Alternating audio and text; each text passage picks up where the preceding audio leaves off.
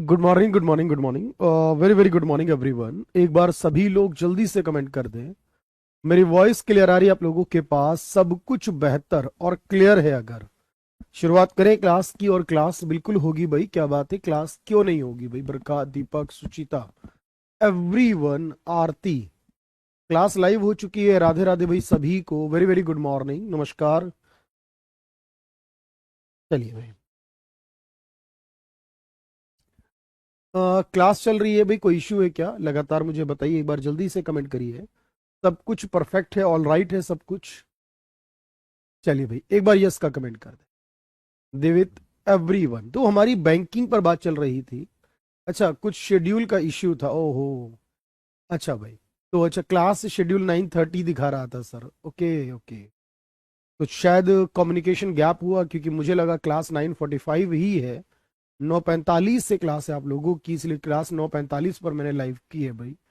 तो थोड़ा सा, चलिए कोई बात नहीं है। कभी कभी ऐसा हो जाता है, क्योंकि जनरली इस टाइम पर मैं क्लास आपकी नहीं लेता हूँ। तो चलिए भी शुरुआत करें, बात समझते हैं ध्यान से। तो बात ये थी हमारी कि बैंकिंग के अंदर मैंने आपको बताया, सरकारी बैंक, प्राइवेट बैंक, विदेशी बैंक, ये सारे बैंक मैं आपको करा चुका हूं। अब बैंकों के बाद मुझे कुछ और चीजों के बारे में डिस्कस करना है। हमने लास्ट टाइम एक और बात की थी, DICGC। जो बैंक में पैसा रखा होता है, उसका 5 लाख रुपए का इंश्योरेंस होता है DICGC के पास। जो बैंक्स होते हैं, उन सरकारी बैंकों के अध्यक्ष का चयन, और सरकारी इंश्योरेंस कंपनियां जो होती हैं, उनके अध्यक्ष का चयन जो है वो बैंक बोर्ड ब्यूरो करता है, जिसका नाम बदलकर अब FSIB कर दिया गया है।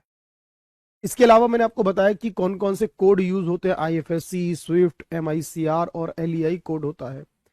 इसके अलावा मैंने आपको बताया कि नाबार्ड, सिडबी, एक्जिम, NHB और NAB FID जो है, जो नॉन बैंकिंग इंस्टीट्यूशन है, उनके बारे में डिस्कस किया। जया, चेक करेंगे, मैंने कहा था इस टॉपिक के बाद डिस्कस देखेंगे एक बार फाइनली कितना टाइम लगेगा। और अब देखिए, पहले मेरी बात समझिएगा ध्यान से, मैं एक एक चीज आपको क्लियर करूंगा, बस आपको साथ में जुड़े रहना है, क्लियर करनी है सारी चीज। देखो, हमारे पास एक पॉइंट आता है जिसको कहते हैं नॉन बैंकिंग फाइनेंस कंपनी, जिसको हम NBFC कहते हैं। और इसको लेकर कई बार सवाल पूछ लेता है, NBFCs क्या होते हैं? NBFC, इसका मतलब है नॉन बैंकिंग फाइनेंस कंपनी, गैर बैंकिंग वित्तीय संस्थान, फाइनेंस कंपनी, NBFC। तो जो भी NBFC होगा देश में, सवाल यह है कि उसके किसी भी तरह के फंक्शन को लेकर सवाल पूछेगा कि क्या क्या वो करता है और क्या वो नहीं करता है। अभी मेरी बात ध्यान से समझना। चलिए भाई, तो अब यहां पर बात समझिएगा पहले ध्यान से, कि जो NBFC होते हैं हमारे पास, जैसे मैंने कहा, सर कोई मुथूट है, मणप्पुरम है, इंडिया बुल्स होम लोन है, रिलायंस कैपिटल है, ये सब क्या है? हमारी NBFCs है। लेकिन अगर कोई भी NBFC है, तो उसका रजिस्ट्रेशन जो होता है वो कंपनीज एक्ट के तहत होता है। कोई भी अगर NBFC बनती है, तो उसका जो रजिस्ट्रेशन होगा अंडर कंपनीज एक्ट 2013।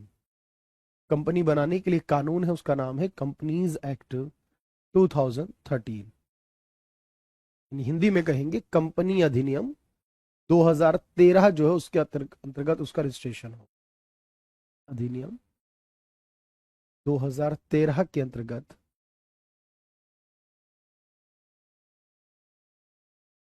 रजिस्ट्रेशन होगा या पंजीकरण होगा। अच्छा, दूसरी बात, जो NBFCs होती हैं, नॉन बैंकिंग फाइनेंस कंपनी, इनका रेगुलेशन करना, यानी इसको कंट्रोल करना, इसको रेगुलेट करना, ये RBI का ही काम होता है।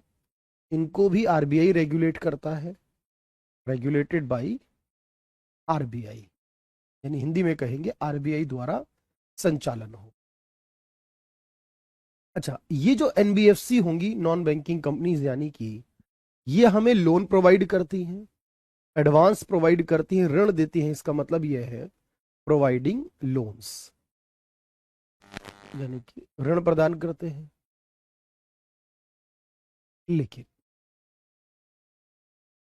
ये जमा करते हैं या नहीं? देखो, एक बैंक में और इसमें एक फर्क होता है। जो बैंक हमारे होते हैं वो जमा भी करते हैं और लोन भी प्रोवाइड करते हैं। जो NBFC होती हैं वो लोन प्रोवाइड करती हैं, और कुछ NBFC जमा भी कर सकते हैं। लेकिन देखो बैंक में मैंने आपको बताया दो तरह के जमा होते हैं, एक होता है सेविंग और करंट अकाउंट जिसे डिमांड डिपॉजिट कहते हैं, क्योंकि हम इसका पैसा कभी भी निकाल सकते हैं। एक एफडी और एक आरडी बताया मैंने आप लोगों को, जिसको एक टाइम के बाद निकाला जाता है, उसे टाइम डिपॉजिट कहते हैं। याद रखना, जो एनबीएफसी होंगे वो सिर्फ टाइम डिपॉजिट कर सकते हैं, ओनली टाइम डिपॉजिट, सिर्फ सावधि जमा। सावधि जमा का मतलब क्या होता है, याद रखो, सावधि जमा का मतलब होता है कि एफडी और आरडी जो होती हैं ये कर सकते हैं, ये सेविंग और करंट अकाउंट ओपन नहीं कर सकते। अब यहां पर याद रखना कि जब ये लोन प्रोवाइड करेंगे उसका लोन इंटरेस्ट लेंगे, जमा करेंगे इंटरेस्ट देंगे, लेकिन याद रखना डिमांड डिपॉजिट नहीं कर सकते, डिमांड डिपॉजिट नहीं कर सकते, नॉट एक्सेप्टेड। यानी मांग जमा स्वीकार नहीं करते, मांग जमा स्वीकार नहीं करते।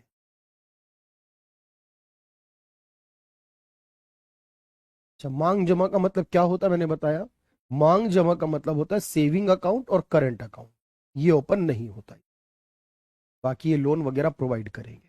अब क्योंकि इसमें आपको याद रखना है कि सर ये किसी को सेविंग करंट अकाउंट नहीं देते, इसलिए याद रखना ये चेक जो होते हैं और डिमांड ड्राफ्ट जो होते हैं मैं आगे डिस्कस करूंगा, क्योंकि चेक से हम जो पैसा निकालते हैं वो हम सेविंग अकाउंट का या करंट अकाउंट का निकालते हैं। अब क्योंकि यहाँ सेविंग और करंट अकाउंट होता ही नहीं है, तो यहाँ चेक भी नहीं होता जिससे कि आप निकाल सको। या तो एफडी होती जो पूरे 5 साल 10 साल बाद जाओगे और लेकर आओगे, तो यहां पर चेक और डिमांड ड्राफ्ट इश्यू नहीं होते, नॉट इश्यूड। चेक और मांग जमा स्वीकार नहीं करते, उसे डिमांड ड्राफ्ट कहते हैं, और डिमांड ड्राफ्ट जारी नहीं करते। और मेरी बात ध्यान रखना, यहां पर अगर आप पैसा जमा करोगे तो मैंने आपको बताया बैंक में रखोगे तो उसका इंश्योरेंस होगा, लेकिन अगर आप उसको एनबीएफसी में रखोगे, अगर आप यहां पर जमा करोगे एनबीएफसी के अंदर, तो उसका आपका इंश्योरेंस नहीं होगा। ध्यान रखना है, ये इंश्योरेंस नहीं होगा। एनबीएफसी में जमा का बीमा नहीं होता। बस इतनी सी इंफॉर्मेशन याद रखिए, जो भी सवाल आएगा आपका वो यहां से हो जाएगा, अब बीमा नहीं होता। चलिए भाई डन कर दीजिए, पूरी बात समझ में आ रही है। मैंने एग्जाम्पल भी लास्ट टाइम दिए हुए हैं और बताया है कि ये कौन कौन से जमा कर सकते हैं, कौन से जमा नहीं कर सकते। लोन दे सकते हैं, आरबीआई ही इनको चलाता है, कंपनी एक्ट के तहत कंपनी बनेगी, चेक डिमांड ड्राफ्ट नहीं देंगे, और इनका जो जमा होगा उसका 5 लाख वाला बीमा भी नहीं होगा। इसको नोट कर लीजिए।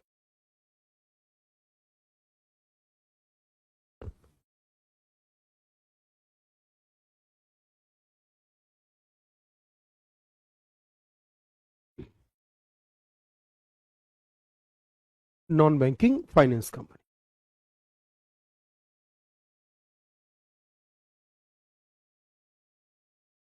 गुड मॉर्निंग भाई लक्ष्मण, चलिए।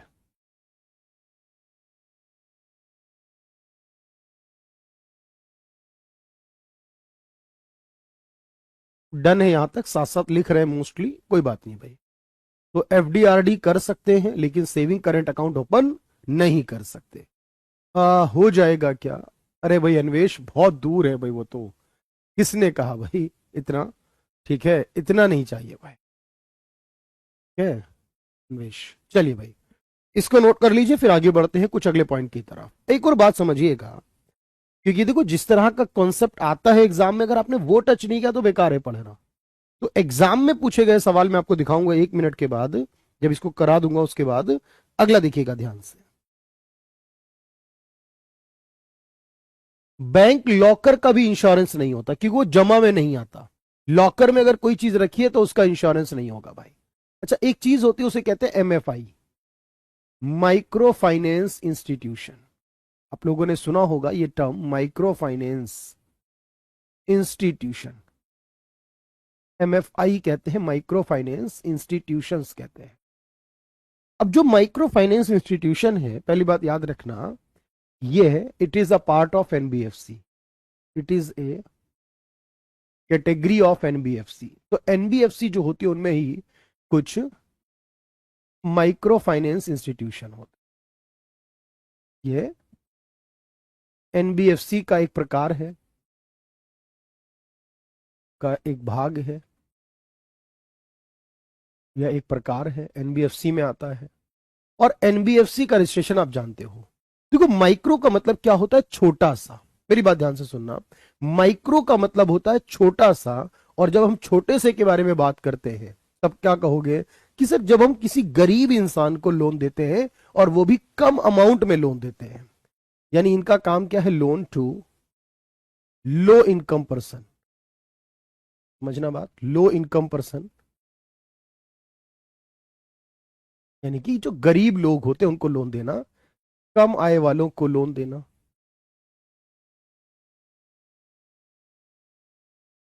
को ऋण प्रदान करना। जो कम आय वाला है उसको लोन भी फिर कम ही दिया जाएगा। लोन इन स्मॉल वैल्यूज,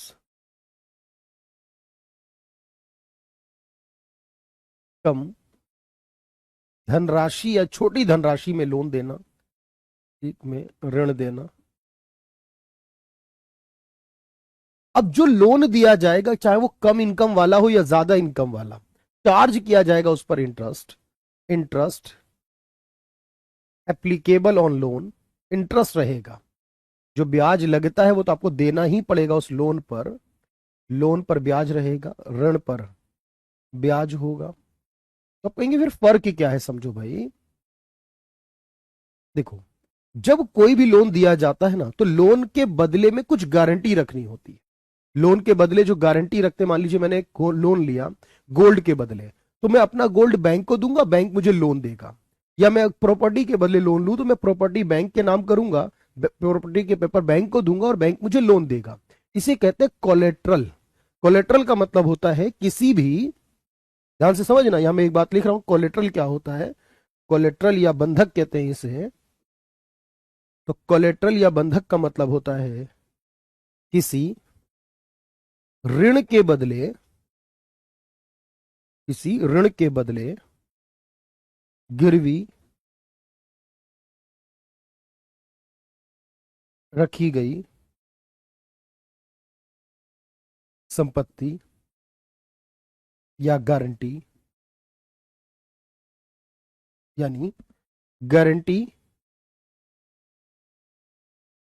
या एसेट अगेंस्ट ए लोन। तो किसी लोन के बदले जब हम कोई गारंटी रखते हैं और लोन लेते हैं उसको कहते हैं बंधक। अब यहां पर याद रखना, जो गरीब इंसान है, जो कम आय वाला इंसान है, उसको जो लोन मिलेगा, लोन विदाउट कोलेट्रल, उसको जो लोन मिलेगा उस पर ब्याज देना है, पैसे लेगा, सब कुछ करेगा। यानी विदाउट कोलेट्रल का मतलब है विदाउट गारंटी, यानी जो लोन होगा वो बिना गारंटी के, बिना बंधक के मिलेगा। बिना बंधक या बिना गारंटी के ये ऋण होगा। बस इतना ध्यान रखना है। अब ये जो पूरा कॉन्सेप्ट है कि छोटे इंसानों को, गरीब लोगों को लोन देना है, ये जो कॉन्सेप्ट है पूरा दुनिया भर में, इस कॉन्सेप्ट को दिया था किसने, बांग्लादेश के मोहम्मद यूनुस ने। एमडी मतलब मोहम्मद यूनुस हैं जो बांग्लादेश के हैं। और याद रखना उन्होंने इस कॉन्सेप्ट को दिया पूरी दुनिया के लिए। ये सवाल जीके में बार बार आता है। और उनको 2006 में नोबेल शांति पुरस्कार मिला है इस काम के लिए। 2006 में उनको नोबेल पीस प्राइज, दुनिया का सबसे बड़ा अवार्ड जो है वो भी मिल चुका है, आप जानते हैं भाई।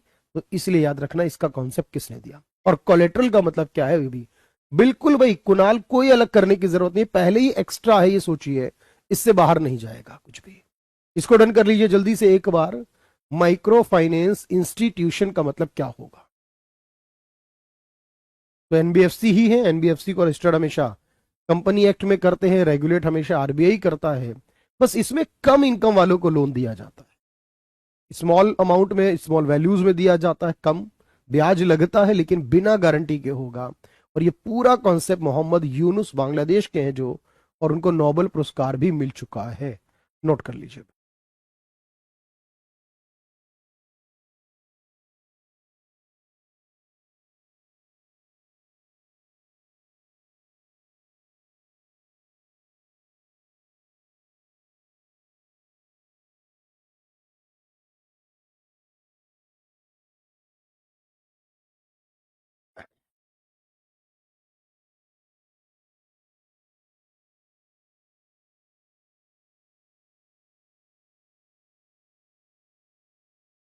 डन करें भाई इसे जल्दी से, फिर आगे बढ़ेंगे।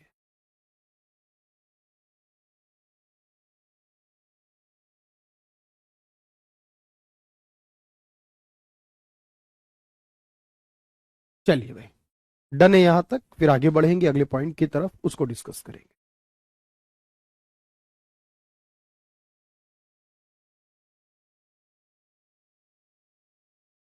देखो भाई, माइक्रो फाइनेंस इंस्टीट्यूशन फार्मर्स के लिए और गरीबों के लिए, ऐसा नहीं कि सिर्फ फार्मर्स के लिए, गरीबों के लिए कह सकते हैं, लो इनकम पर्सन वालों के लिए, रूरल एरियाज के रहने वाले लोगों के लिए, जिनके पास गारंटी रखने के लिए नहीं है, कोई प्रॉपर्टी नहीं है, जो नहीं, वो सब आ जाएगा गुंजन, कोई बात नहीं है भाई, आ जाएगा, वो आ जाती है सारी पीडीएफ आपकी, कोई टेंशन ना लीजिए। चलिए भाई, लगभग सभी की बात क्लियर है। अच्छा, अब आगे बढ़ते हैं सर। अगला पॉइंट ये आता है कि एक वर्ड आता है बैंकिंग ओम्बड्समैन, क्या होता है।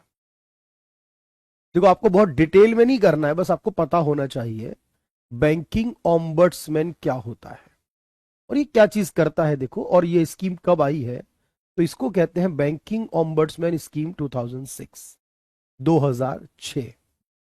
ठीक है, और उसके बाद एक टर्म आती है, उसे कहते हैं बैंक का एश्योरेंस। पहले इसको समझना ध्यान से, बैंक का एश्योरेंस क्या होता है। इसी को हिंदी में बैंक का एश्योरेंस कहते हैं, बैंक का एश्योरेंस, और इसे कहते हैं बैंकिंग लोकपाल स्कीम 2006।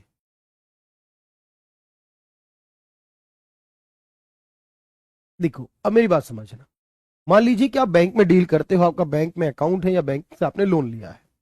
जब आपने बैंक में अकाउंट ओपन कराया और उसके बाद बैंक में आपने जमा करना शुरू करा, मान लीजिए कि आपके साथ कोई प्रॉब्लम हो गई, आपने बैंक में जमा किए थे लेकिन आपके अकॉर्डिंग जो होना चाहिए उतना है नहीं, बैंक में कम है, आपको जो ब्याज मिलना चाहिए वो नहीं मिल रहा है, आपके पैसे एक्स्ट्रा में डिडक्ट कर दिए गए हैं, कोई भी समस्या है मान लो आपके साथ, और आप उसकी कंप्लेंट करना चाहते हो, कहां जाओगे।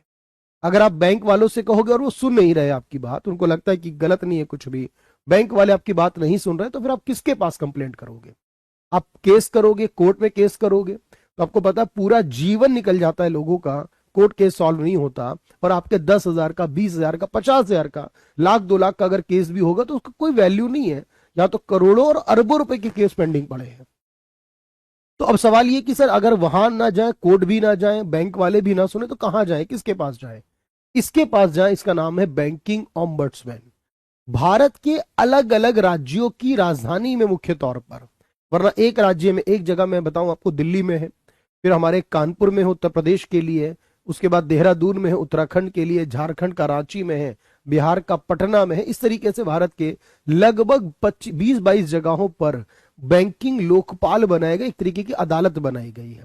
लेकिन इसका काम जो है वो सिर्फ बैंकिंग की समस्याओं को सुनना है, बैंकिंग से रिलेटेड ही अगर कोई प्रॉब्लम है तो वो ये सुन सकता है। अब इसका मतलब ये कि सर जो कोर्ट में केस होता है वो 10 साल चलता है, यहां पर आपको सिर्फ मैक्सिमम 3 महीने के अंदर अंदर जो है वो आपकी प्रॉब्लम को रिजॉल्व कर देगा, आपकी प्रॉब्लम सॉल्व कर देगा। यानी मोस्टली केसेस को कोर्ट जाने से पहले ही इसके पास जाकर सॉल्व कर दिया जाता है। तो अगर ये पूछे कि बैंकिंग लोकपाल क्या होता है, तो याद रखना, बैंकिंग समस्याओं का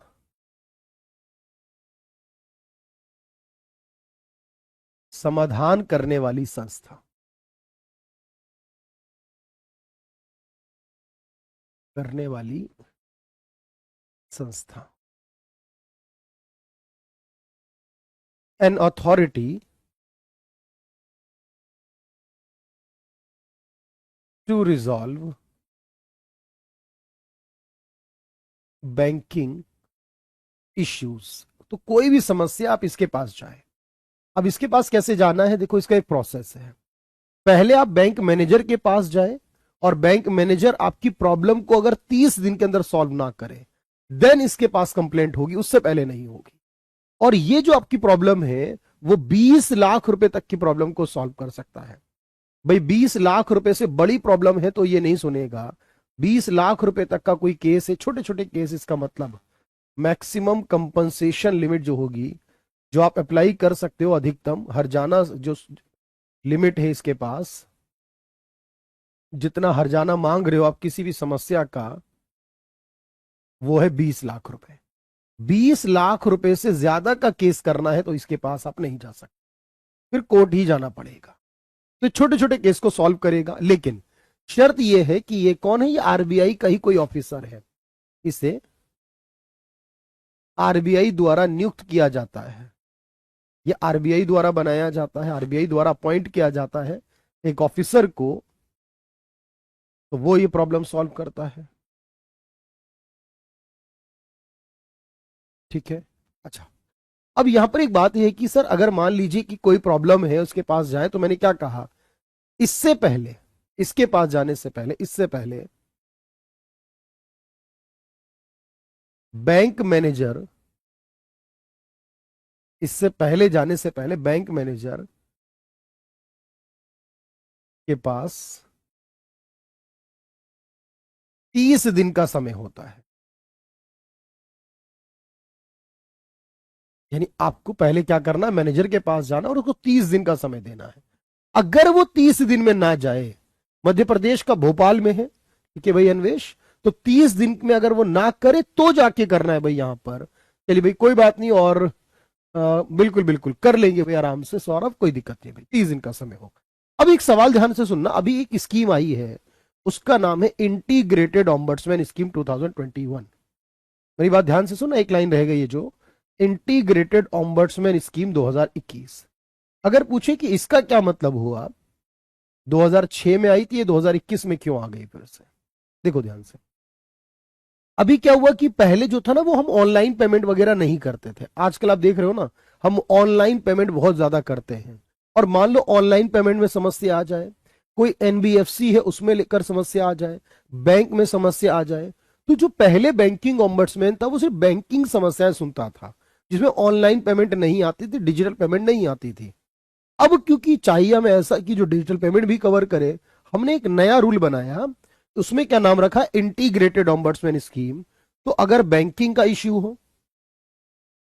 अगर एनबीएफसी का इश्यू हो, या फिर आपका डिजिटल पेमेंट का कोई इश्यू हो, तो फिर आपको अलग अलग तीनों जगहों पर नहीं जाना कि डिजिटल पेमेंट वाला ओम्बड्समैन अलग है, एनबीएफसी वाला ओम्बड्समैन अलग है, बैंक वाला अलग है, नहीं। अब 2021 में तीनों को मिलाकर एक कर दिया। इनमें से कोई भी समस्या आपके पास हो, आप अपने एरिया के इंटीग्रेटेड ओम्बड्समैन के पास जाइए, मतलब वही बैंकिंग ओम्बड्समैन का ही नाम बदला है, वो वही मिलेगा जहां बैंकिंग ओम्बड्समैन था।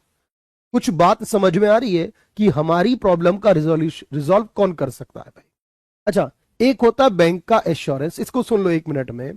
देखो, बैंक का एश्योरेंस जो शब्द है वो दो शब्दों से मिलकर बना है। इसका एक शब्द है बैंक और दूसरा शब्द है इंश्योरेंस। ध्यान से देख रहे हो। अब ये आप समझो ध्यान से कि बैंक और इंश्योरेंस दो अलग अलग काम है। मैंने आपको बताया भी था, बैंक आरबीआई चलाता है, इंश्योरेंस आईआरडीए चलाता है।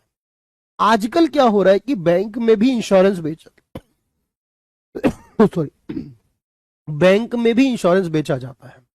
जब बैंक में ही इंश्योरेंस को बेचा जाए, अगर ऐसी स्थिति हो, तब उसको क्या नाम दिया जाएगा, उसे कहते हैं बैंक का इंश्योरेंस। हिंदी में देखो क्या कहेंगे, जब बैंक ब्रांच के माध्यम से, बैंक ब्रांच के माध्यम से बीमा कंपनी द्वारा, कंपनी द्वारा बीमा पॉलिसी को बेचा जाए। मतलब बीमा कंपनी की वो बीमा पॉलिसी है, इंश्योरेंस पॉलिसी है, लेकिन वो बेचा जाए कहां से, बैंक के ब्रांच से। तो आजकल बैंक में ही ऐसा ऑप्शन आ जाता है। जैसे मैं एक बात बताऊं आपको, कभी एसबीआई का अकाउंट ओपन कराएंगे तो मोस्टली टाइम देखेंगे कि एसबीआई वाले आपको एसबीआई का जनरल इंश्योरेंस भी देंगे, जिसके साल के 1,000 रुपए कटते हैं। अगर आपने ध्यान नहीं दिया तो आप उसको ऑटोमेटिकली टिक हो जाता है वो, कि उसमें लिखा रहता है कि अगर आपको नहीं कराना तो कैंसिल करो। अब जनरली तौर पर हम ध्यान नहीं देते, और वो सोचिए हम अकाउंट ओपन करा रहे हैं उन्हीं ब्रांच में, और एसबीआई वाले ही अलग इंश्योरेंस कंपनी है, क्योंकि एसबीआई बैंक अलग, इंश्योरेंस अलग है, वही साथ में आपको एसबीआई का इंश्योरेंस भी बेच देते हैं। तो बैंक से इंश्योरेंस को बेचना, insurance policy sale by insurance company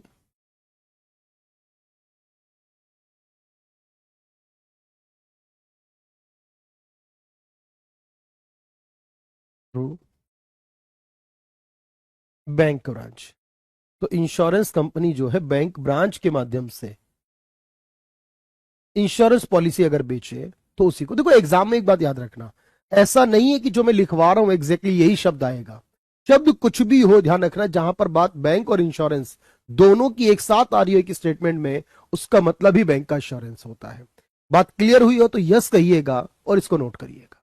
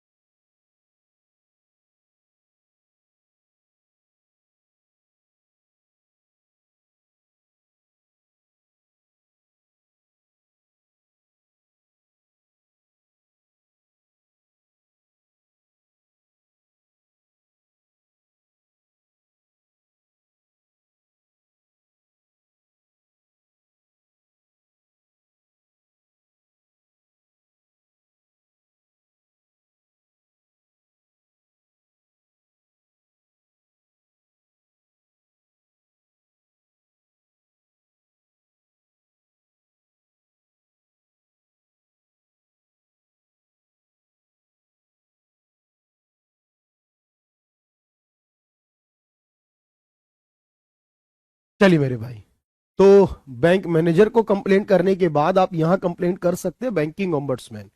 RBI द्वारा अपॉइंटेड व्यक्ति होगा, या बैंक की, एनबीएफसी और डिजिटल पेमेंट, कोई भी समस्या हो ये सुनवाई कर लेगा अब आपकी। सिर्फ पहले सिर्फ बैंक की ही करता था।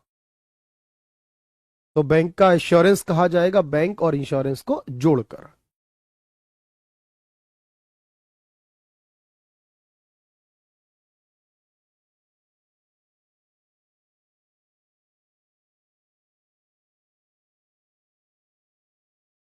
चलिए भाई, ग्रेजुटी वगैरह अमाउंट अलग है, बता दूंगा फिर, अभी तो यहां थोड़ा सा अलग हो जाएगा, वो बैंक से मतलब नहीं है उस बात का, ये डिफरेंट हो जाएगा, वो कंपनीज में होता है, एम्प्लॉयज के लिए ग्रेजुटी कहते हैं उससे।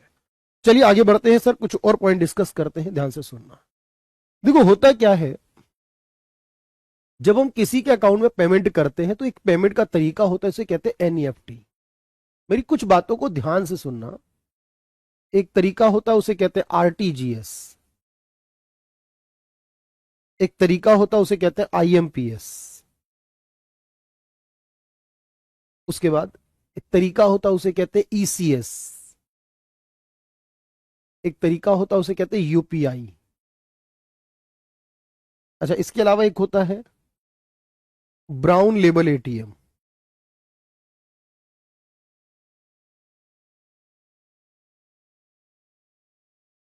एक होता है व्हाइट लेबल एटीएम। ये छोटी छोटी बातें हैं, बस इनको ध्यान से सुनना है।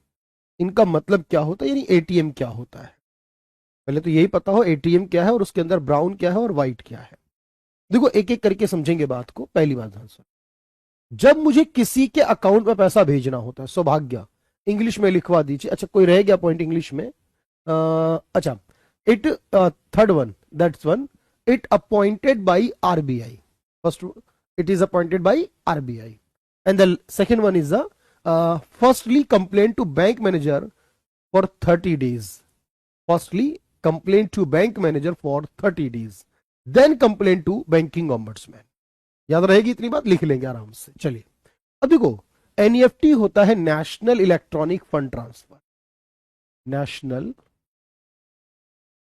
इलेक्ट्रॉनिक फंड ट्रांसफर, पूछा जाता है कई बार हमसे, नेशनल इलेक्ट्रॉनिक फंड ट्रांसफर कहते हैं इसे। देखो, जब हम किसी के भी अकाउंट में पैसा सेंड करते हैं, भाई आप भी करते हो ना, अपने मोबाइल से ही करते हो आजकल, तो बैंक जाके भी कर सकते हो, मोबाइल से भी कर सकते हो, या इंटरनेट की मदद से भी कर सकते हो। उसी में एक होता है RTGS, real time gross settlement. RTGS का मतलब है रियल टाइम ग्रॉस सेटलमेंट। अब सोचिए कि इसमें यह तक पूछा हुआ है आरटीजीएस में एस का मतलब क्या होता है, सेटलमेंट। और एक होता है आईएमपीएस, इसका मतलब है immediate payment service, immediate payment service.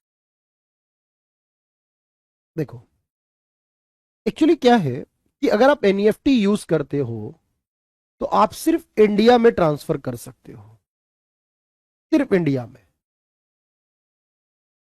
और जबकि एनईएफटी करते हो तो आप इंडिया में और नेपाल में, इंडिया में और इंडिया के अलावा नेपाल में आप इसका यूज कर सकते हो। पहली बात समझना, आपको किसी के अकाउंट में पैसा सेंड करना हो, बिल्कुल आवाज आ रही होगी भाई, ऐसा नहीं है हिमांशु। चलिए, तो ओनली इन इंडिया हो जाएगा। अगर आप आरटीजीएस करते हो तो मिनिमम आपको जो है वो 2 लाख रुपए भेजने होते हैं। 2 लाख रुपए से लेकर आप मैक्सिमम जितना चाहो उतना पैसा भेज सकते हो। 2 लाख रुपए से लेकर मैक्सिमम जितना चाहो ट्रांसफर कर सकते हो। और जब आप ये ट्रांसफर करोगे तो इसके आपको चार्जेस लगेंगे, चार्जेस लगेंगे। और इस ट्रांसफर को चार्ज लगेंगे भाई, याद रखना, चार्ज एप्लीकेबल होगा, चार्ज लगेगा। और आप इसको 24 घंटे, 7 दिन और साल के 365 दिन कभी भी कर सकते हो, बैंक से भी कर सकते हो और घर जाकर कर भी कर सकते हो। साल के 365 दिन कभी भी कर सकते हो, दिन हो, रात हो, सुबह शाम, कुछ भी, छुट्टी हो, छुट्टी ना हो, कुछ भी। अच्छा, इसको आप सिर्फ इंडिया और नेपाल में करोगे। मिनिमम आप इसमें जितना चाहो कर लो, इसमें मिनिमम की लिमिट नहीं है कोई, और मैक्सिमम भी जितना चाहे कर लो, मैक्सिमम की भी लिमिट नहीं है कोई। लेकिन अगर आप मैक्सिमम नेपाल करना चाहते हो, नेपाल के लिए करना चाहते हो, इंडिया के लिए करना चाहते हो तो कोई लिमिट नहीं है। लेकिन अगर नेपाल करना चाहते हो तो मैक्सिमम लिमिट है 2 लाख। आप एक बार में 2 लाख से ज्यादा नेपाल नहीं भेज सकते। आप यहां से नेपाल के किसी के अकाउंट में 2 लाख रुपए तक एक बार में भेज सकते हो, और इंडिया में ही किसी का अकाउंट है तो जितना चाहो भेज दो, कोई दिक्कत नहीं है। अच्छा, ये वाला जो होगा ये फ्री होगा, ये वाला जो होगा वो फ्री होगा, कोई चार्ज नहीं लगेगा। और याद रखना, ये भी साल में 24 घंटे, 7 दिन और साल के 365 दिन आप इसे कर सकते हो, कभी भी कर सकते हो, अपने मोबाइल से, नेट बैंकिंग, ब्रांच, कहीं से भी। बस इसमें थोड़ा फर्क है, एनईएफटी में क्या है, वो फ्री है तो थोड़ा टाइम लेता है। टाइम लेने का मतलब है थोड़ा लेट चलता है, डिले रहता है, टाइम होता है इसमें, थोड़ा लेट होता है, याद रखना। और ये जो है जो आपका फास्ट होता है, तुरंत जाता है, इसमें चार्ज लगता है, इसमें भी आप पैसा भेज सकते हो। लेकिन अगर आप आईएमपीएस करते हो तो ये सिर्फ आपका मोबाइल बैंकिंग से होगा। मोबाइल एप्लीकेशन होती है ना आपके पास, मोबाइल होता है जो, मोबाइल बैंकिंग के माध्यम से ही आप इसे कर सकते हो। मिनिमम जितना चाहे करो, और मैक्सिमम, बहुत कम बैंक ऐसा देते हैं, लेकिन मैक्सिमम हम, अब लिमिट आई है उसमें 5 लाख रुपए तक हम भेज सकते हैं मैक्सिमम, इससे ज्यादा नहीं भेज सकते। ये भी आपके पास 24 घंटे, 7 दिन और साल के 365 दिन होगा। जब शुरू शुरू में मोबाइल शुरू हुए ना, यानी 2016 के आसपास, मोबाइल मतलब बहुत तेजी से चेंज हुए हैं, जो हमने बैंकिंग लेकर आए, उससे पहले ही आ चुका था, लेकिन तब उसमें बहुत ज्यादा बढ़ गया था। तो इसे आईएमपीएस करना कहते हैं, और इसमें आप मोबाइल के माध्यम से पैसा भेज सकते हो, और इसमें कुछ लिमिट तक फ्री और कुछ लिमिट के बाद आपके चार्जेस भी लग सकते हैं। अब कोई बैंक ले या ना ले, चार्ज अलग है, लेकिन चार्ज भी लग सकता है, इसमें कोई दिक्कत नहीं है। पूरी बात समझ में आ रही है? स्विस बैंक क्या होता है अन्वेष? स्विस बैंक मतलब स्विट्जरलैंड का बैंक, और स्विट्जरलैंड के बैंक में पैसा रखने पर वो हमें जनरली तौर पर क्या होता है, वो उसकी इंफॉर्मेशन किसी के साथ शेयर नहीं करते। इसीलिए जो हमारे बहुत सारे लोग हैं वो सब क्या करते हैं, अपनी ब्लैक मनी जो होती है जिसपे वो टैक्स नहीं देते हैं, छुपाने के लिए वो स्विस बैंक में रखते हैं, क्योंकि रूल है कि स्विस बैंक किसी को इंफॉर्मेशन नहीं देता। फिर वो स्विट्जरलैंड के डेवलपमेंट के लिए उसका इस्तेमाल होता है। तो ये स्विस बैंक का मतलब हुआ। एनईएफटी ही सब यूज करते होंगे जब वो फ्री है तो। हाँ देखो, डिपेंड करता है भाई, सीधी सी बात है, आप एनईएफटी करो, आईएमपीएस करो। आईएमपीएस भी बहुत सारे बैंक फ्री दे देते हैं, तो आप मोबाइल से ही कर रहे हो तो एनईएफटी आईएमपीएस कुछ भी कर लो। बस आपको ये ध्यान रखना है, नेफ्ट में टाइम लग सकता है।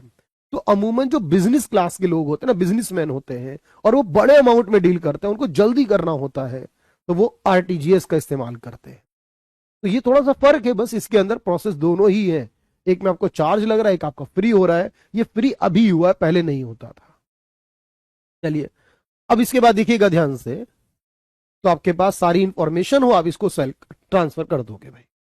एक होता है ईसीएस। ईसीएस क्या है? और ईसीएस का मतलब है, देखो, इलेक्ट्रॉनिक क्लियरिंग सर्विस।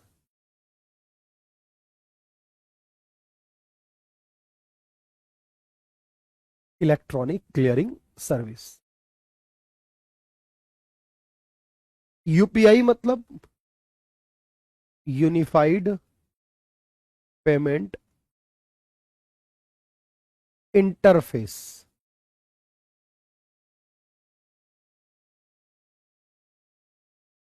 एटीएम का मतलब है ऑटोमेटेड टेलर मशीन। ध्यान से समझना भाई, एक एक बात बता रहा हूं इसीलिए मैं, ऑटोमेटेड टेलर मशीन है इसका। अब देखो यहां पर क्या है कि आजकल जो हम लेन देन करते हैं सर, उसको हम यूपीआई करना कहते हैं। यूपीआई करने के लिए सिर्फ मोबाइल नंबर की जरूरत होती है भाई। किसी का मोबाइल नंबर हमें पता हो, बाकी कोई जानकारी ना हो, हम यूपीआई से उसके मोबाइल नंबर पर पैसा भेज देते हैं। आरटीजीएस में 25 रुपए और 50 रुपए, अधिकतम 50 रुपए तक।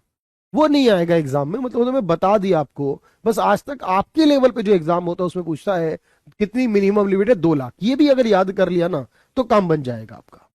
तो देखो ध्यान से, मोबाइल नंबर पर फिर आप जितना चाहो उतना भेज सकते हो मिनिमम। अब देख रहे हो किसी के अकाउंट में आप 1 रुपया भी भेज सकते हो, और मैक्सिमम किसी के मोबाइल पर, वैसे ज्यादातर बैंक वाले 50 हजार, कोई 1 लाख तक, लेकिन अधिकतम लिमिट है 2 लाख रुपए तक आप इसमें भेज सकते हो आसानी से किसी के मोबाइल पर। और आप इंडिया में और इंडिया के अलावा भी इसे नेपाल में भी भेज सकते हो। इंडिया के अलावा नेपाल भी भेज सकते हो। इंडिया के अलावा इसमें अब आप नेपाल भी ट्रांसफर कर सकते हो भाई। तो इंडिया के अलावा नेपाल तक भेजो। इसमें क्या होता है, जनरली तौर पर ये फ्री होता है भाई। अब देखोगे यूपीआई जब आप करोगे, किसी के अकाउंट में पैसा भेजोगे, तो वो आपको फ्री ऑफ कॉस्ट हो जाएगा, और इसमें कोई दिक्कत परेशानी नहीं है। और इस यूपीआई को आप क्यूआर कोड से भी कर सकते हो। फ्री तो छोड़ो, यहां पर आपने देखा होगा क्यूआर कोड होता है भाई। तो या तो किसी का मोबाइल नंबर हो, या मोबाइल नहीं है तो हम क्या कहते हैं भाई, अपना स्कैनर दिखाओ, अपना स्कैनर दिखाओ। कहां से मिलेगा दिनेश, मैं बताता हूं आपको भी, 1 मिनट। तो स्कैनर दिखाओ, वो स्कैनर से क्यूआर कोड लेता है। मैंने 2 लाख से कम भी किया है 2016 में, बिल्कुल किया होगा दिवित, उसे कहते हैं मिनी आरटीजीएस, जो हमें नहीं पता होता। उसमें हम 1 लाख रुपए भी भेजते हैं, उससे कम भी भेज सकते हैं। हम जनरली तौर पर जो टर्म यूज कर रहे हैं ना, वो आरटीजीएस का सेंस होता है ट्रांसफर करने से। तो ये शुरुआत से 2 लाख रुपए है, एग्जाम में आती भी 2 लाख रुपए है, लेकिन 2 लाख से जब कम हम करते हैं उसको जनरली तौर पर हम उसको मिनी आरटीजीएस कहते हैं, जो हमें डिफाइन नहीं किया जाता। बात वही, आप एग्जाम में ध्यान रखिएगा कंफर्म। तो क्यूआर कोड क्या होता है, देखो, इसका मतलब होता है क्विक रेस्पॉन्स कोड। यानी कि उसमें हमारा अकाउंट लिंक होता है, और जब हमारा अकाउंट लिंक होता है तो बेसिकली हम उसे क्यूआर कोड को स्कैन करते ही सीधा पैसा ट्रांसफर हो जाता है। अच्छा, ईसीएस क्या होता है, देखो, जब हम कोई ऐसा लेन देन कर रहे हो जो हमें बार बार करना हो। नाबार्ड का full form national bank for agriculture and rural development, का लिखवाया तो था मैंने वंशिका, है ना, याद होगा। देखो चलो, तो ईसीएस क्या है? जब मुझे बार बार कोई लेन देन करना हो, जिसे मैं आपसे कहूं कि आपको हर महीने कोई इंश्योरेंस का पैसा भरना हो, तो आप कहोगे सर 1 महीने भरे, 2 महीने भरे, क्या हर महीने ये काम करते रहे? कुछ ऐसा नहीं कि ऑटोमेटिक हो जाए, हर महीने अपने आप चला जाए पैसा। भाई मेरे अकाउंट से हर महीने जो एलआईसी के पैसे अपने आप चले जाए। मुझे बिजली का बिल भरना है, जो भी मेरा बिल बने वो ऑटोमेटिकली मेरे अकाउंट से कट जाया करे, मुझे इतना टाइम कहां है करने के लिए। जब हमें कोई रिपीट ट्रांजैक्शन करनी हो, बार बार वाले लेन देन करने हो, तो उसको ऑटोमेटिक कर दिया जाता है, उसको ईसीएस कहते हैं। ये आप कर दो, ईसीएस फॉर्म भर दो बैंक जाकर, वो पैसे अपने आप कटेंगे, आपको कुछ नहीं करना, बस अपने बैंक में होना चाहिए, ऑटोमेटिक चला जाएगा। यानी इसका मतलब है फॉर रिपीटेटिव ट्रांजैक्शन, बार बार होने वाले लेन देन के लिए। और रिपीटेटिव ट्रांजैक्शन यानी बार बार होने वाले लेन देन, जैसे कि कोई पॉलिसी है उसका प्रीमियम भरना है, कोई बिल है उसको पे करना है, पानी का, बिजली का, कोई सा भी बिल पे करना है। तो ऐसे केस में क्या करोगे, अब बार बार जब लेन देन करने हो, जैसे बहुत सारे एम्प्लॉय को सैलरी देनी हो, तो एक बार कर दो, वो अपने आप जाती रहेगी, जो भी अमाउंट बनेगा। तो इसे कहते हैं। अच्छा, एक और बात समझो, एटीएम क्या होता है। एटीएम तो सभी ने देखे ना भाई, एटीएम तो आप सभी ने देखे, हमने भी देखे भाई। एटीएम के अंदर क्या होगा बेसिकली, अगर मैं कहूं कि एक एसबीआई का एटीएम लगा है, एक मशीन, कोई एसबीआई की एटीएम मशीन देखी है आपने, पंजाब नेशनल बैंक की मशीन देखी है आपने, क्या कभी टाटा की एटीएम मशीन देखी है, मुथूट की एटीएम मशीन देखी है, कभी आपने प्रिज्म, वैकरेंगी या पोस्ट ऑफिस की एटीएम मशीन देखी है? पोस्ट ऑफिस अब पेमेंट बैंक हो चुके हैं, लेकिन उससे पहले तक उनकी भी मशीन थी। अगर कोई बैंक है और उसकी एटीएम मशीन अगर आप देखोगे, उसे कहते हैं ब्राउन लेवल। जो एटीएम मशीन होती है, यानी एटीएम होता है, एटीएम कार्ड नहीं कह रहा हूं मैं, एटीएम मशीन कह रहा हूं, एटीएम यानी एटीएम मशीन ऑफ बैंक्स। जो भी बैंक ने एटीएम मशीन लगा रखी है वो होता है ब्राउन। अगर कोई ऐसा है जो बैंक नहीं है और उसने अगर एटीएम मशीन लगाई है, कौन है जो बैंक नहीं, उसे एनबीएफसी कहते हैं सर, यानी किसी एनबीएफसी ने लगाई हो, जैसे कि लोन की इंस्टॉलमेंट भी, बिल्कुल सही कहा आपने कन्हैया, लोन की इंस्टॉलमेंट भी अपने आप जाएगी उससे। तो आपने कहा जैसे टाटा का एटीएम होता है, जैसे मुथूट का होता है, चार कंपनियां देश में है बस, और कोई नहीं है, प्रिज्म और वेकरेंगी, ये चार ही कंपनियां हैं जिनके एटीएम हो सकते हैं देश में। उसके अलावा जितने भी एटीएम लगेंगे वो सब बैंक के होंगे। फिर बैंक में तो आप जानते हो सर, चाहे वो एचडीएफसी हो, एसबीआई हो, पीएनबी हो, कोई सा भी हो, फिर तो है ना, फिर तो वो कोई सा भी बैंक हो। अच्छा, अब अगर सवाल ये पूछा जाए के लिए एटीएम की जरूरत नहीं होती, भीम ऐप बता देना, ऐप बताना। हाँ, भीम ऐप क्या होता है, वो एक ऐसा ऐप है जिसमें सारे अकाउंट आपके एक साथ, जैसे मान लीजिए मेरे 4-5 अकाउंट अलग अलग बैंकों में है, तो मुझे 4-5 अलग अलग बैंकों की एप्लीकेशन डाउनलोड करनी है, ना करना चाहूं मैं भीम ऐप डाउनलोड कर लूं, तो भीम ऐप में क्या होगा, मेरे सारे अकाउंट ऑटोमेटिकली लिंक हो जाएंगे, मैं एक ही ऐप से अपने चारों बैंक अकाउंट के काम कर सकता हूं।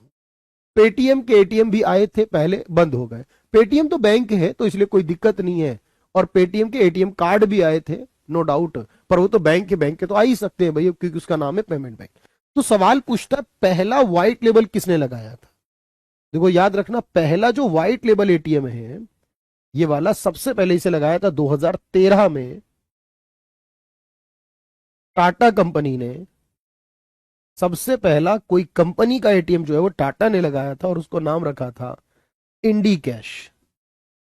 तो इंडी कैश नाम का सबसे पहला एटीएम लगा था जो टाटा ने लगाया था।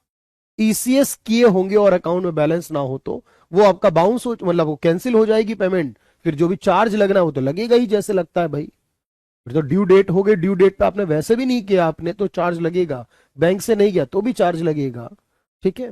और पहला जो ब्राउन लगाया था, यानी पहला एटीएम जो बैंक ने लगाया था, ऑब्वियस है पहला बैंक ने ही लगाया होगा, ये तो बहुत बाद में आया 1987 में। तब हमारे देश में एक बैंक होता था, उसका नाम था एचएसबीसी बैंक। एचएसबीसी बैंक था एक, सबसे पहले उसने लगाया था इसे 1987 में मुंबई में।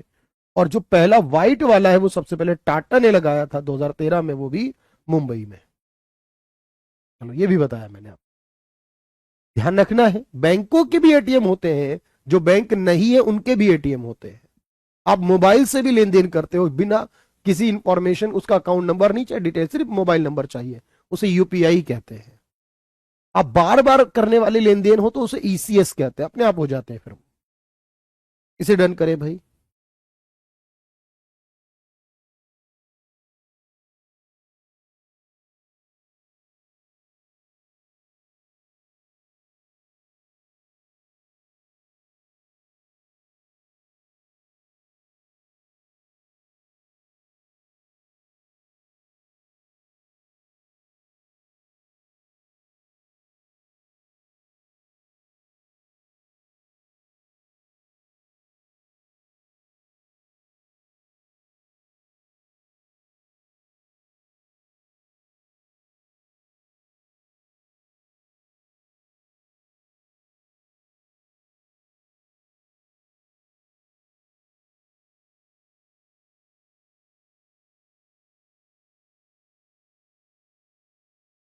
चलिए भाई, भाई ट्रांजैक्शन पे टैक्स कहाँ लगता, चार्ज लगता है, वो तो बैंक कहाँ से कमाएगा। भाई ट्रांजैक्शन करने पर चार्ज लगता है, वो बैंकों की कमाई होती है, वो लिमिट होती है, वो रूल होते हैं, उतना डिटेल नहीं जाना आपको, वो मैं बैंकों के एग्जाम में दिखाता हूँ, बताता हूँ भाई। बस ये होता है कि हाँ एक लिमिट इतनी हो गई आपके महीने में, अब आप अगर करोगे तो पैसा लगेगा, चार्ज लगेगा, वो बैंकों का अपना हिस्सा, टैक्स नहीं, टैक्स होता तो सरकार को जाता। हाँ वो बताऊंगा दिनेश, मैं भी बताकर जाऊंगा भाई। चलिए, मुझे एक बात और करनी है पहले, और फिर बताना ध्यान से। अच्छा एक और बात याद रखना, कई बार सवाल आता है चेक के बारे में और डिमांड ड्राफ्ट के बारे में, मैं दोनों के बारे में समझाता हूं, ध्यान से सुनना पहले। सर ये चेक क्या होता है, डिमांड ड्राफ्ट क्या होता है, और कौन से कानून में आता है। तो यहां तक की बात समझ में आ रही है, एक आखिरी बात समझ रहे हैं हम लोग, चेक और डिमांड ड्राफ्ट के बारे में क्या क्या होते हैं। ध्यान से सुनना, चेक क्या होता है और डिमांड ड्राफ्ट क्या होता है। देखो भाई, पहले बात समझना, देखो चेक क्या होता है कि एक चेकबुक होती है, और ये जो भी बैंक में अकाउंट ओपन कराता है उसको एक चेकबुक मिलती है बैंक की तरफ से, जिसमें कि वो डिटेल करके इंफॉर्मेशन भरकर किसी को पे करने के लिए दे सकता है। और जो डिमांड ड्राफ्ट होता है वो ऐसा नहीं होता, डिमांड ड्राफ्ट हर किसी को नहीं मिलता, डिमांड ड्राफ्ट जो होता है वो जाकर बनवाना पड़ता है। अभी दिखाऊंगा भाई अब्दुल, जाकर बैंक से बनवाना पड़ता है। दोनों में एक अच्छी बात समझना ध्यान से, क्या, मान लो मेरे पास चेकबुक है, मैंने एक चेक पे लिखा 10,000 रुपए और मैंने आपको दे दिया। अब आप जब उसको बैंक लेकर गए जमा करा, तो बैंक वालों ने कहा कि भाई इन राशिद सर के अकाउंट में तो 10,000 रुपए ही नहीं है, इसलिए इस चेक के पैसे नहीं मिलेंगे, ये आपका कैंसिल हो गया। मतलब चेक जो है उसमें कंडीशन ये है कि चेक कैंसिल हो सकता है, बाउंस हो सकता है, डिसऑनर हो सकता है जब पेमेंट ना हो। दूसरा ये डिमांड ड्राफ्ट में जो फर्क है कि मुझे मान लो कॉलेज की फीस जमा करनी है, तो कॉलेज वाले कहते हैं कि नहीं जी, हम चेक नहीं लेंगे, फिर बाद में कौन कैंसिल होगा, फिर दोबारा लेना पड़ेगा, फिर दिक्कत नहीं। अब बैंक गया मैंने बैंक से कहा मुझे एक डिमांड ड्राफ्ट बनाना है कॉलेज के नाम का, उन्होंने कॉलेज का नाम लिखकर डिमांड ड्राफ्ट बनाया, मुझसे पहले पैसे लेंगे, चाहे मुझे कैश दूं या अकाउंट में से कटवाऊं, लेकिन पहले पैसे लेंगे, और वो पैसे लेने के बाद डीडी बना कर देंगे मुझे, वो डीडी ले जाकर मैंने कॉलेज में जमा करा। अब इसमें बताओ क्या हुआ, सर इसमें बाउंस नहीं हो सकता, क्यों, क्योंकि इसकी पेमेंट करने के बाद ये बनता है, और जब पेमेंट हो चुकी है तो कभी पेमेंट की कमी की वजह से वापस नहीं आएगा। पूरी बात ध्यान से समझना है कि चेक जो होता है उसमें यही बात आती है, डिमांड ड्राफ्ट जिसे शॉर्ट में डीडी कहते हैं, ये कभी डिसऑनर नहीं होता, कैन नेवर बी डिसऑनर्ड या बाउंस।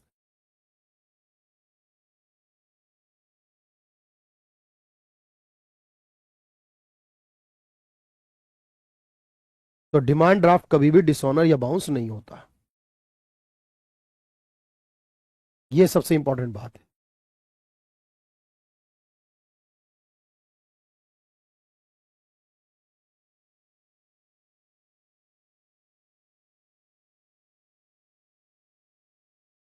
ठीक है, चेक हो सकता है, और जो डिमांड ड्राफ्ट होता है उसकी वैलिडिटी, अगर आप एक बार डीडी बनवाते हो तो उसकी वैलिडिटी जो है वो 3 महीने की होती है, आप बनवाने के बाद 3 महीने तक उसका इस्तेमाल कर सकते हो। चेक बनवाने के बाद 3 महीने तक आप उसके डीडी का इस्तेमाल कर सकते हो। और इसके बारे में सेक्शन 45, सॉरी 85, एक कानून है हमारे देश में 1981 में आया था, सॉरी 1881 में आया था, नेगोशिएबल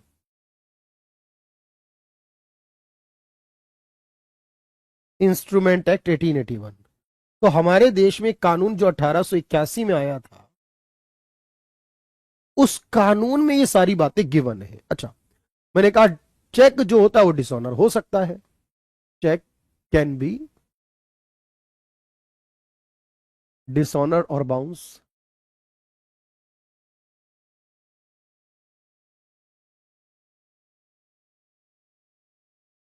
बात समझ में आ रही है। अच्छा, डिसऑनर या बाउंस का मतलब होता है, डिसऑनर का मतलब क्या होता है, डिसऑनर्ड का मतलब होता है इनसफिशियंट फंड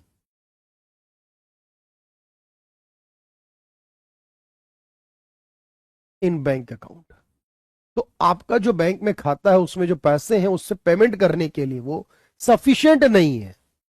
ठीक है, बैंक खाते में जो धनराशि है अपर्याप्त धनराशि है।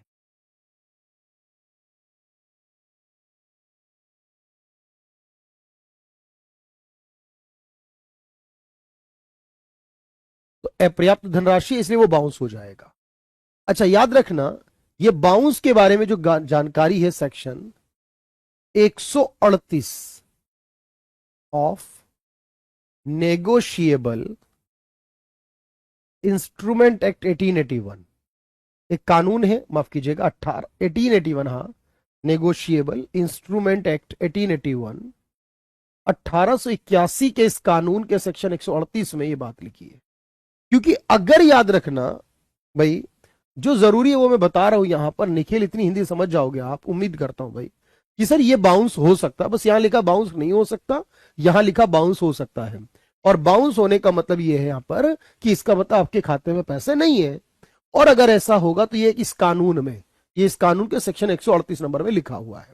जैसे हम संविधान पढ़ते ना, संविधान में ये कहां कहां लिखा हुई, कौन सी बात, आर्टिकल कौन कौन सा लिखा है, वैसे ही सेक्शन 138 में लिखा है। क्योंकि चेक अगर बाउंस हो जाता है, आप किसी को पेमेंट कर रहे हो, पेमेंट देनी और बार बार बाउंस कर रहे हो, तो ये कहते हैं कि आप एक तरह से फ्रॉड कर रहे हो, और इसमें आपको सजा और जुर्माना भी हो सकता है अगर हम किसी को बाउंस चेक देते हैं।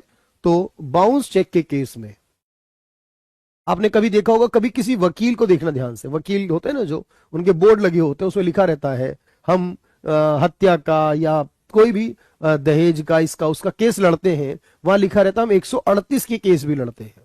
अब 138 के केस, जैसे हमने लिखा ना 402 का मतलब क्या होता है, 420 का मतलब क्या है, 307 का मतलब क्या है, ऐसे याद करते हैं, तो वैसे ही 138 का मतलब होता है ऐसा केस जिसमें पेमेंट का लेन देन का इश्यू आ रहा हो, जिसमें कि आपको याद हो राजपाल यादव, एक बहुत बड़ा नाम है बॉलीवुड में, कॉमेडी में, राजपाल यादव जी 5 साल की सजा काट कर आए हैं इसी बाउंस चेक के लिए, क्योंकि उन्होंने अपनी कंपनी बनाई थी लोगों से उधार लेकर, और बाद में उसको पे नहीं कर पाए, उसके लिए लगातार वो चेक देते थे जो कैंसिल हो जाते थे क्योंकि अकाउंट में था ही नहीं पैसा। तो उनको अभी सजा काट कर आए 5 साल की लगभग। ऐसे बहुत सारे केसेस हैं, एक दो नहीं, बहुत सारे ऐसे केसेस हैं आपके लिए। तो अब यहां कहोगे तो नेगोशिएबल इंस्ट्रूमेंट एक्ट 1881 जो है हमारा, उसके तहत इसके बारे में दिया गया है। अच्छा, चेक जो होता है उसकी वैलिडिटी भी पूछे, अगर कोई चेक दिया जाए किसी को तो उसकी वैलिडिटी यानी वैधता, यानी जब आप किसी को चेक देते हो उसमें तारीख लिखी होती है, उस तारीख के बाद कितने समय तक हम उस चेक की पेमेंट ले सकते हैं, 3 महीने तक। कोई भी चेक जो है वो कितने समय तक वैलिड होगा, 3 महीने तक। जैसे मान लो आज चेक होता है, उसमें मैंने आपका नाम लिखा निखिल, और लिख के डेट करके अमाउंट डाल के लिख दिया 18 जनवरी 2024, आज है जो, अब 18 जनवरी 2024 लिख दी ना मैंने, तो 18 जनवरी से लेकर 18 फरवरी, 18 मार्च, 18 अप्रैल, 18 अप्रैल तक चले गए, ठीक है, पैसा लेने, 18 अप्रैल के बाद गए तो बैंक वाले कहें तो वैसे ही बेकार हो चुका, क्योंकि 3 महीने से के बाद आप नहीं ले सकते, 3 महीने के अंदर ही आप पेमेंट ले सकते, उसके बाद नहीं ले सकते। तो ये चेक होता है, इसको नोट कर लीजिए। और अगर कोई 3 महीने के ऊपर हो जाए या कोई चेक पहले रह जाए तो देखो उसे कहते हैं स्टाइल चेक। अगर कोई चेक 3 महीने के बाद अगर आप लेके जाओ तो उसको बोलते हैं स्टाइल चेक। स्टाइल चेक क्या होता है, 3 महीने के बाद, यानी जब उसकी वैलिडिटी खत्म हो जाती है तो उसको बोलते हैं स्टाइल चेक, 3 महीने के बाद।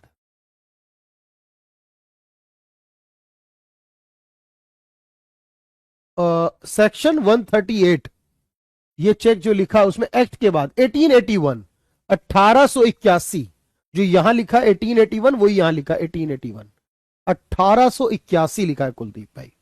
अच्छा, 3 महीने बाद। अच्छा, एक और चीज याद रखना, एक होता है सर हमारा क्रॉस चेक, एक होता है हमारा क्रॉस चेक।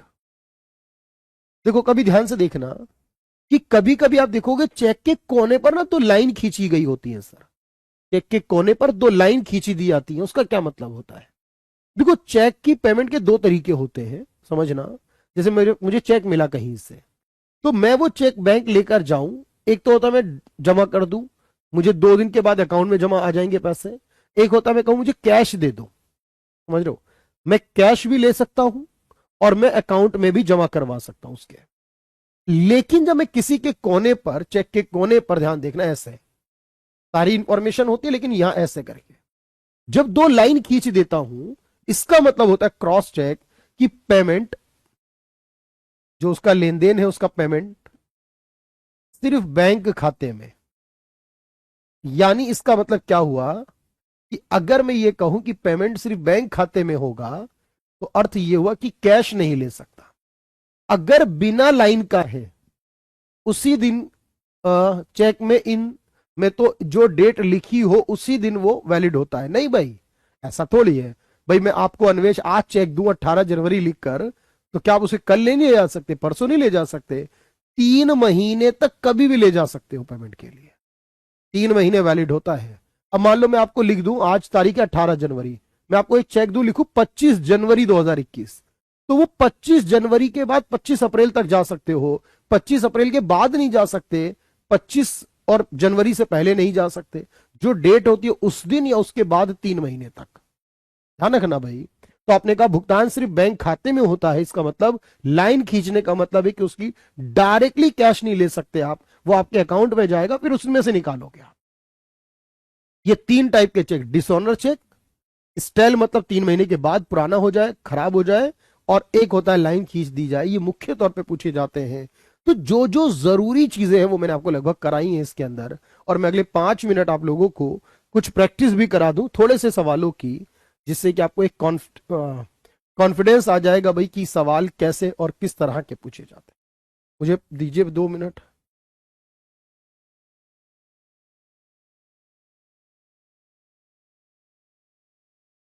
आठ 10 क्वेश्चन करा दूंगा ना, तो थोड़ा सा अच्छा फील होगा।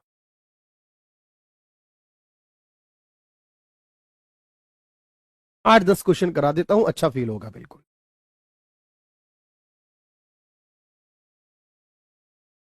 जो जो एग्जाम में पूछा गया है, क्वेश्चन को पढ़ें ध्यान से और बताएं मुझे। बिल्कुल कराएंगे भाई पीयूष।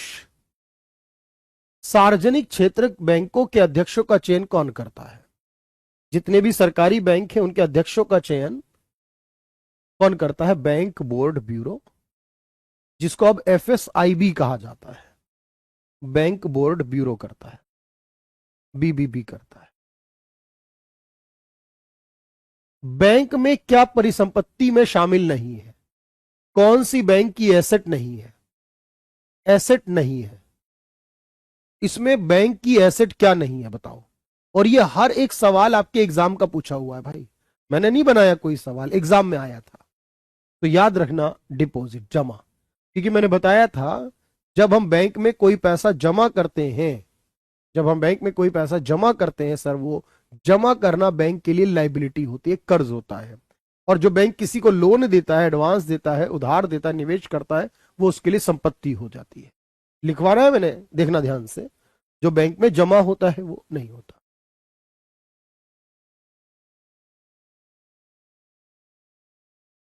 बैंक में किस किस चीज के लिए केवाईसी, यानी कि केवाईसी मतलब डॉक्यूमेंट चाहिए होते हैं? क्या क्या काम करने के लिए केवाईसी यानी डॉक्यूमेंट चाहिए होते हैं? आप बैंक में जाओ, बैंक खाता खुलवाना हो, कोई शेयर बाजार में लेन देन करना हो उसको, कोई पेंशन हो, हर चीज में, इंश्योरेंस हो, आप कहोगे आज के समय में सर हर चीज में हमें डॉक्यूमेंट चाहिए, मतलब केवाईसी चाहिए। डॉक्यूमेंट मतलब केवाईसी चाहिए। एक आईडी का प्रूफ, एक रेजिडेंट का प्रूफ, जिसमें आधार कार्ड, पैन कार्ड, ये सब शामिल होता है।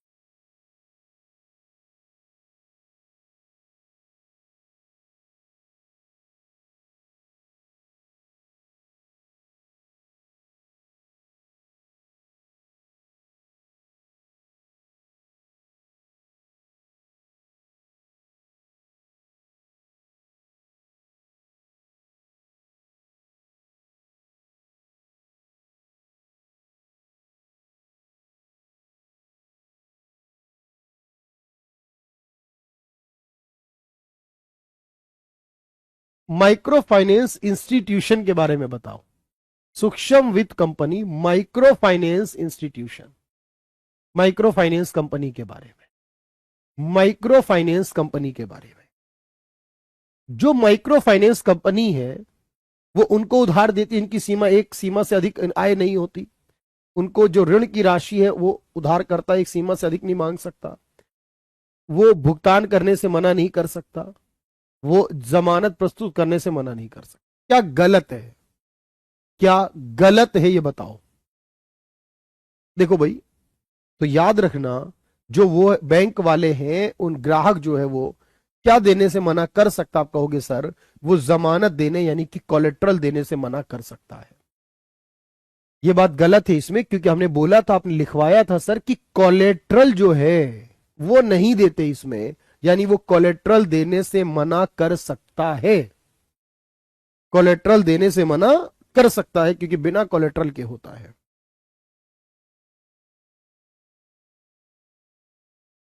इसमें से एनबीएफसी के बारे में क्या गलत है? ये सब एग्जाम में पूछे हैं आपसे, एनबीएफसी के बारे में क्या गलत है, जो एनबीएफसी होता है उसके बारे में क्या गलत है। तो ध्यान रखेंगे भाई, जब हम एनबीएफसी के बारे में पढ़ते हैं, नॉन बैंकिंग फाइनेंस कंपनी के बारे में पढ़ते हैं, तो याद रखना जो एनबीएफसी है वो लोन नहीं दे सकते। ये बात गलत है, ये बात गलत है, क्योंकि गलत पूछा है। याद रखना, एनबीएफसी लोन नहीं दे सकते, ये बात गलत है। एनबीएफसी तो लोन देने का ही काम करते हैं। वो मांग जमा स्वीकार नहीं कर सकते, ये बात सही है। वो चेक नहीं दे सकते, ये बात सही है। उनका इंश्योरेंस नहीं होता, ये बात सही है। पर वो कोई संपत्ति को जब किसी उधार के बदले में गारंटी रखी जाती है, उसे क्या कहते हैं? जब किसी संपत्ति को उधार के बदले में गारंटी रखी जाती है, उसे क्या कहते हैं भाई? किसी संपत्ति को उधार के बदले में रखा जाता है गारंटी में, तो गारंटी को क्या कहते हैं? उसे कहते हैं कोलेट्रल। उस गारंटी को कोलेट्रल कहते हैं भाई, उस गारंटी को कोलेट्रल कहते हैं। समझ पा रहे हैं मेरी बात को? जब हम बैंक में जमा राशि से अधिक पैसा निकालने की अनुमति हो, उसे क्या कहते हैं? जितना पैसा हमारा बैंक में जमा हो, हम उससे ज्यादा निकाल सके, उसे क्या कहते हैं? तो बैंक में जो पैसा जमा है हमारा, उससे ज्यादा निकाल ले अगर हम, तो उसी को हमने ओवरड्राफ्ट कहना होता है सर। उसी को हमने ओवरड्राफ्ट कहना है, जब हम बैंक में जितना जमा है उससे ज्यादा निकाल सकते हो। बात समझ में आई मेरी यहां तक? ठीक है भाई। अच्छा, अभी और भी बहुत सारी बातें हैं, उनको मैं एक एक करके सिखाऊंगा आपको, लेकिन अभी मुझे दो चार चीजें और क्लियर करनी है। क्योंकि देखो, हम रिस्क नहीं लेते ना, हम मेहनत करते हैं, तो हम ये नहीं सोचते भाई कि भाई अगर मान लो कि हमने एक भी पॉइंट छोड़ दिया और बाई चांस ऐसा हुआ ना कि वहां से क्वेश्चन आ गया, तो मुझे लगेगा कि शायद मैंने आपको पढ़ाने में कोई कमी कर दी है। तो पहले तो एक पॉइंट और ध्यान से नोट कर लीजिए भाई, एक पॉइंट और नोट कर लीजिएगा अच्छे से। उसका मतलब क्या है? देखो, उसे कहते हैं इसी में पीएसएल। लास्ट है, अगले 2-4 मिनट में बात पूरी कर लेंगे। पीएसएल, पीएसएल का मतलब है प्रायोरिटी सेक्टर लैंडिंग।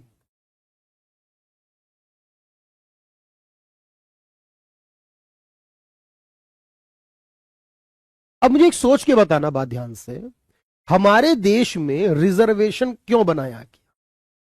हमारे देश में 100 नौकरी निकलती है, मान लो जब हमारे देश में 100 नौकरियां निकलती हैं, तो उन 100 नौकरियों में कोई भी अगर हो जाए तो क्या फर्क पड़ता? हमारे देश में क्यों कानून बना कि एससी होंगे, एसटी होंगे, ओबीसी होंगे, ईडब्ल्यू वाले होंगे और बाकी सब होंगे? देखो, जब 100 नौकरी निकलती थी, तो इन 100 नौकरियों में क्या होता था? पहले जब कानून रिजर्वेशन का नहीं था, सारे जो सर्वण क्लास के लोग हैं, क्योंकि आप जानते हैं छुआछूत होता था, और मिडिल गरीब लोगों को या फिर लोअर कास्ट के लोगों को, जिनको हम लोअर कास्ट कहते हैं जनरली, उनको नहीं रखा जाता था। सारे के सारे लोग सर्वण होते थे। लेकिन फिर एक कानून आया कि नहीं, इसमें थोड़े एससी भी होंगे, थोड़े एसटी भी होंगे, थोड़े ओबीसी भी होंगे, थोड़े ईडब्ल्यूएस वाले भी होंगे, और बाकी कोई भी हो सकता है। बाकी का मतलब ये नहीं है कि सर एससी जो लिखा है 15 तो 15% होंगे ना, यहां भी हो सकते हैं। और बाकी को रख दिया अनरिजर्व्ड, यानी कि बाकी में कोई भी हो सकता है। ये मत कहना बाकी जनरल होंगे, बाकी अनरिजर्व्ड है, कोई भी हो सकता है। मेरी बात ध्यान से समझना। सर बैंक में इस बात का क्या लेना देना है? बैंक में मुझे बताओ, बैंक वाले लोन देते हैं, पहले क्या होता था? बैंक वाले सारा लोन किसको देते थे? बिजनेस क्लास वालों को, अमीरों को। अब सरकार को क्या करना चाहिए कि किसान को लोन मिल जाए, किसान को खेती करने के लिए, मिडिल क्लास को घर खरीदने के लिए। अब क्या करे बताओ इसमें? ऐसा कोई है शिक्षा के लिए, जो स्टूडेंट पढ़ना चाहता है, कोई ऐसा है जो छोटा सा बिजनेस करना चाहता है उसके लिए। अब बता क्या करें ऐसा। रूल समझ में आ रही है बात को? आप कहोगे सर एक कानून बनाओ, रिजर्वेशन कर दो कि टोटल लोन का कितना पैसा आपको किसान को देना है, कितना इसको देना है, कितना इसको, इतना इसको, और बाकी किसी को भी दे सकते हो। ऐसा ही कानून चलता है बैंक में, इसी कानून को बोलते हैं पीएसएल। बताओ पूरी बात दिमाग में बैठी या नहीं कि सर बैंक वाले जिनको लोन नहीं देना चाहते अमूमन, उनको लोन देने के लिए, उनको लोन दिलवाने के लिए हमने एक कानून बनाया पीएसएल, जिसमें 40% ऑफ टोटल लोन, जो भी एक बैंक देता है लोन, एक बैंक द्वारा जो भी लोन दिया जाता है उसका 40% उनको पीएसएल के तहत देना होगा। सही है बात? बैंक को, बैंक द्वारा कुल लोन का 40%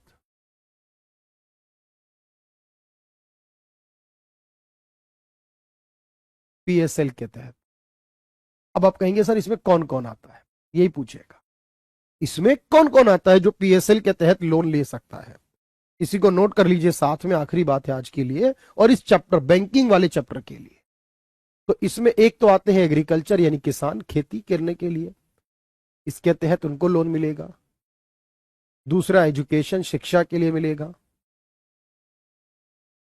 तीसरा हाउसिंग यानी घर के लिए मिलेगा। चौथा एमएसएमई यानी छोटे बिजनेस करने के लिए। पांचवा एक्सपोर्ट क्रेडिट यानी एक्सपोर्ट का बिजनेस करने के लिए। छठा स्टार्टअप, कोई नया बिजनेस शुरू करने के लिए। सातवां रिन्यूएबल एनर्जी, कोई नवीकरणीय ऊर्जा का काम लगाना है तो रिन्यूएबल एनर्जी के लिए। आठवां सोशल इंफ्रास्ट्रक्चर के लिए, सामाजिक अवसंरचना करनी है, गांव में स्कूल, बिल्डिंग, पार्क बनाना है, कोई हॉस्पिटल बनाना है। जनधन योजना के तहत, जो सरकार की जनधन योजना उसके तहत ओवरड्राफ्ट ले सकते हैं, मतलब एक्स्ट्रा निकाल सकते हैं 10,000 तक, वो भी इसी कैटेगरी के तहत माना जाता है। कोई गरीब है उसको लोन देना है, वीकर गरीब तबके से आता है कोई एससी है, कोई एसटी है, कोई माइनॉरिटी है, कोई डिसेबल्ड है, तो ऐसे लोगों के लिए लोन दिया जाता है। तो इन सबको क्या कहते हैं सर? पीएईएफ, क्या लिखा आपने अन्वेश? पीईआरएफडी है, उतनी जरूरत नहीं है उसके लिए। पीएफआरडीए कह रहे हो शायद आप, वो जरूरी नहीं है भाई।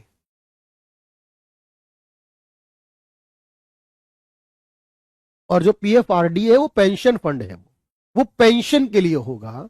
अब आप इसको नोट कर लीजिए, कोई शब्द में हिंदी इंग्लिश में डाउट हो तो लिख लीजिए, यानी कोई नवीकरणीय ऊर्जा।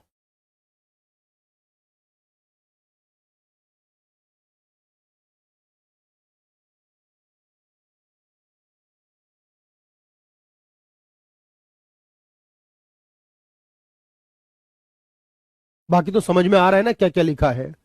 खेती के लिए, शिक्षा के लिए, घर के लिए, आवास मतलब छोटे सूक्ष्म,